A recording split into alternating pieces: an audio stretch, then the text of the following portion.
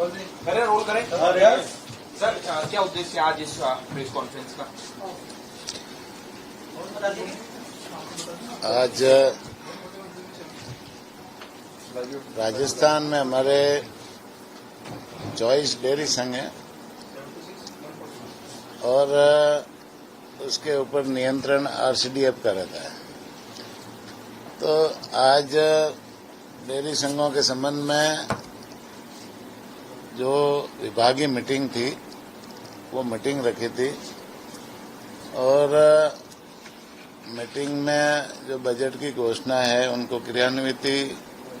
समयबद्ध तरीके से हो जाए, डेयरी संघों को और कैसे मजबूत करे, नई समितियां ज्यादा से ज्यादा हम कैसे खोले जिससे महिलाओं को, युवाओं को रोजगार मिले और नए बूथ वो कैसे ज्यादा से ज्यादा खोले जिससे डेयरी के जो दूध का जो प्रोडक्ट बनते हैं वो जनता तक शुद्ध मात्रा में कैसे पहुंचे, तो विस्तार कैसे हो, इस दिशा में भी इस मीटिंग में चर्चा हुई। और पोषाहार हमारा जो पाउडर बनता है डेयरी में, डेयरी संघों में जो पाउडर बनता है वो हम मिड डे मील के लिए, पोषाहार के लिए देते हैं, तो उनका पेमेंट भी समयबद्ध तरीके से कैसे हो, तो इस दिशा में अभी जैसे 270 करोड़ रुपए का पेमेंट मिड डे मील की स्वीकृति हो गई, फाइनेंस ने स्वीकृति भी दे दी, उसमें से 28 करोड़ का पेमेंट हो गया, डेयरी संघों को मिल भी गया और 242 करोड़ का पेमेंट है वो अभी प्रक्रियाधीन है। वो सभी डीओ जो जिला शिक्षा अधिकारी होते हैं उनके खातों में भी चला गया और अब वो डीओ वहां बिल बना करके वो संबंधित डेयरी संघों को जारी करेगा, तो ये जल्दी से जल्दी डेयरी संघों को उनका पेमेंट भी मिल जाएगा। इस तरह से हमारा जो 5 रुपए का अनुदान राज्य सरकार की तरफ से दूध उत्पादकों को देते हैं, जो किसान है जो डेयरी समितियों में ला करके चरस डेयरी में दूध देते हैं, उनको हम प्रोत्साहन के लिए राजस्थान सरकार 5 रुपए का अनुदान एक्स्ट्रा देती है। तो पिछले महीने हमने 88 करोड़ रुपए का पेमेंट उन किसानों के खाते में सीधा डीबीटी के माध्यम से डाला था। अभी 164 करोड़ की स्वीकृति फाइनेंस ने दी है और इसमें से 122 करोड़ की स्वीकृति आरसीडीएफ ने निकाली है और वो जनवरी, फरवरी और मार्च इन 3 महीनों का पेमेंट वो शीघ्र ही रिलीज होकर के उन किसानों के खाते में अभी जाएगा। 122 करोड़ सीधे उनके खाते में जल्दी से जल्दी इसी महीने जाएंगे, तो उन दूध उत्पादकों को वो सीधा का सीधा फायदा जो 5 रुपए का सरकार दे रही है वो उनके सीधे अकाउंट में जाएगा, तो उनको लाभ मिलेगा। इस तरह से ज्यादा से ज्यादा जैसे सभी समितियां है हमारी, जो बूथ की समितियां वो कैसे मजबूत बने और दूध उत्पादकों को कैसे ज्यादा से ज्यादा फायदा मिले, इस दिशा में जो विभागीय मीटिंग में चर्चा हुई। साथ ही साथ में हमारे जो बॉर्डर जिले हैं, बॉर्डर जिलों में जैसे जैसलमेर है, बाड़मेर है और वहां पे जालोर, सिरोही है, उदयपुर है, डूंगरपुर है, इस तरह के बॉर्डर जिले, वहां पर जैसे हम चरस डेयरी के माध्यम से दूध कलेक्शन ज्यादा से ज्यादा कैसे करें और गुजरात से सटे हुए जिलों पर भी हमारा चरस ज्यादा से ज्यादा कैसे अपने ब्रांड बेचे, इस दिशा में जैसे अलग से पॉलिसी बनाने के लिए हमने अधिकारियों को निर्देशित किया है। तो इस संबंध में वो पॉलिसी बनाकर लाएंगे तो फिर हम उस पॉलिसी के अनुसार वहां पर दूध का उत्पादन भी ज्यादा से ज्यादा कलेक्शन सेंटर भी लगाएंगे और फिर नए हमारे जो है उत्पादक भी वहां ज्यादा से ज्यादा बेचे, जिससे और भी डेयरी को उस एरिया में भी विस्तार करने का अवसर मिलेगा। इस तरह से सभी जो डेयरी संघ है, चॉइस के चॉइस डेयरी संघ है, उस पर भी जो है ना उनकी वित्तीय स्थिति पे भी चर्चा हुई और उनमें ज्यादातर डेयरी संघों ने अच्छी प्रोग्रेस की है, ज्यादातर गुणवत्ता के मामले में अच्छा काम कर रहे हैं। डेयरी संघ नफे में भी आ रहे हैं पिछले वर्ष की तुलना में इस बार, जैसे अभी और भी प्रोग्रेस कर रहे हैं।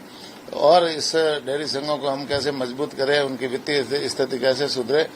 इस दिशा में भी चर्चा हुई। साथ ही साथ में जो बजट घोषणाएं हमारी हुई थी, माननीय मुख्यमंत्री जी ने पिछले 2024-25 में घोषणा की, इस बार 25-26 में घोषणा की। उन डेयरी संघों में जहां पर डेयरी संघों का विस्तार करने की आवश्यकता है, कहीं पर मशीनरी पुरानी हो गई तो उनको नई लगाने की आवश्यकता है, कहीं पर और भी प्लांट को रिनोवेशन करने की आवश्यकता है, कहीं पर कैटल फीड प्लांट है वो नई लगाने की आवश्यकता है। तो इस तरह से ये सारे के सारे जो है ना डेयरी जो बजट घोषणा है मुख्यमंत्री जी की, उनको जैसे क्रियान्वित के संबंध में भी चर्चा हुई और जल्दी से जल्दी वो सारे के सारे क्रियान्वित हो। कई डेयरी संघों की जैसे स्वीकृतियां भी निकल गई है, प्रशासनिक स्वीकृतियां निकल गई है और फाइनेंस स्वीकृतियां भी धीरे धीरे करके निकल रही है। इस तरह से सारी की सारी हमारी जो बजट घोषणा है उनको भी हम प्रॉपर तरीके से, समयबद्ध तरीके से उनको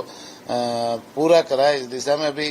काम कर रहे हैं। बाकी भी जो भारत सरकार की जो योजना है एनडीडीबी के माध्यम से चलती है, उन पर भी चर्चा हुई और उन योजना को हम यहाँ क्रियान्वित जल्दी से जल्दी करा करके किसानों को उनका राहत कैसे मिले, उनका फायदा कैसे मिले, इस दिशा में सभी विषयों पर चर्चा हुई है। तो मैं आप लोगों से बातचीत करने का अवसर मिला। रिक्त पदों को लेकर भी हाँ, रिक्त पदों को अभी जैसे हमारी डेयरी में 3976 पद वैसे टोटल है, उसमें से अभी 504 पदों के लिए हमने अपेक्स बोर्ड को अभ्यर्थना भेजी है और मेरे ख्याल से बहुत जल्दी इसी महीने में वो तारीख आ जाएगी जो परीक्षा कराने की। उसके बाद में हमने 406 पदों के लिए और फाइनेंस में भेज रखी है, 494 पदों के लिए वो स्वीकृति मांगी है फाइनेंस से। वो स्वीकृति आते ही वो भी अभ्यर्थना भेजेंगे अपेक्स बोर्ड को। इस तरह से ये 1000 के आसपास नए पद भरने की जो है ना वो प्रक्रिया धीरे जल्दी ही ये सारी प्रक्रिया पूरी होती है तो 1000 के आसपास डेयरी में नए जो है ना भर्ती भी होगी और नई भर्ती होने के बाद में डेयरी को और मजबूती मिलेगी। और प्रमोशन के भी कई पद है, 1600-1700 के आसपास जो पद है वो प्रमोशन के पद है, वो प्रमोशन से ही भरी जाते हैं। तो निश्चित रूप से अभी जैसे अभी मीटिंग में भी चर्चा हुई है कि जो प्रमोशन पेंडिंग चल रहे हैं उनके भी जल्दी से जल्दी प्रमोशन हो जाए तो वो पद है खाली होंगे तो फिर आगे की प्रक्रिया भी दूसरे लोगों को अवसर भी मिलेगा। बनास डेयरी पालनपुर को लेकर भी अभी हमारा एक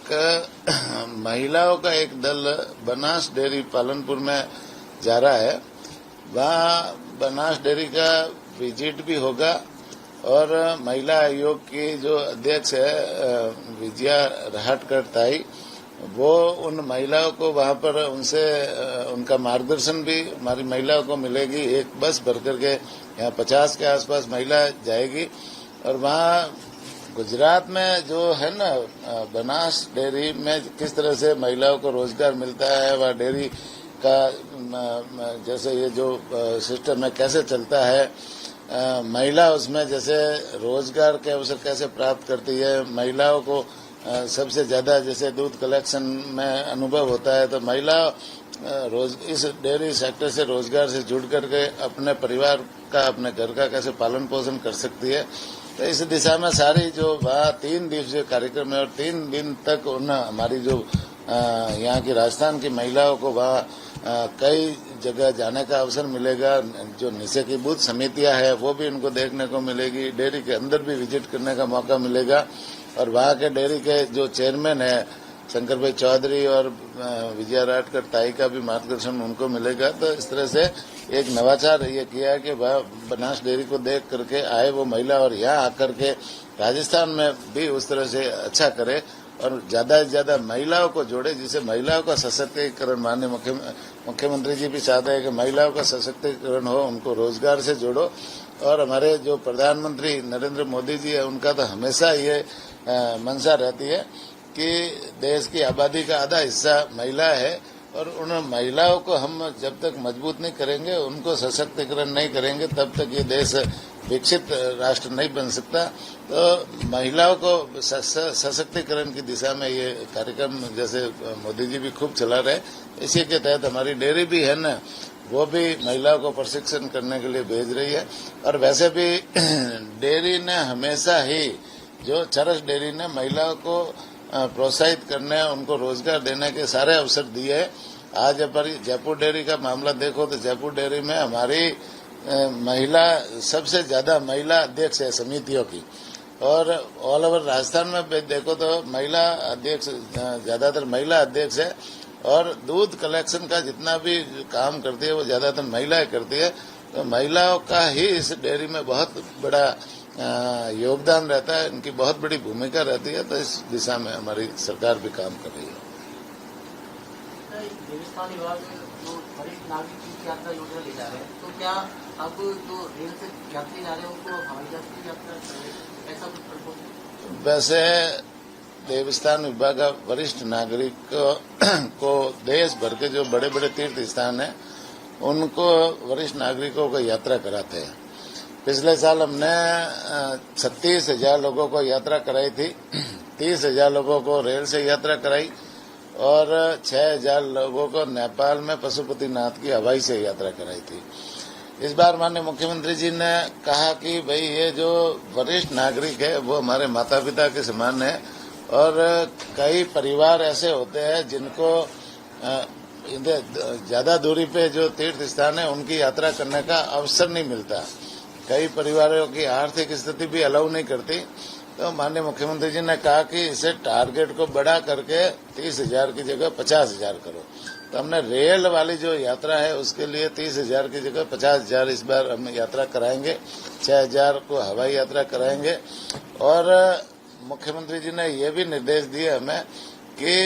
जो है ना रेल है वो सादी ट्रेन में आप यात्रा कराते हो तो जो बुजुर्ग आदमी है उनको कई तरह की तकलीफें होती है,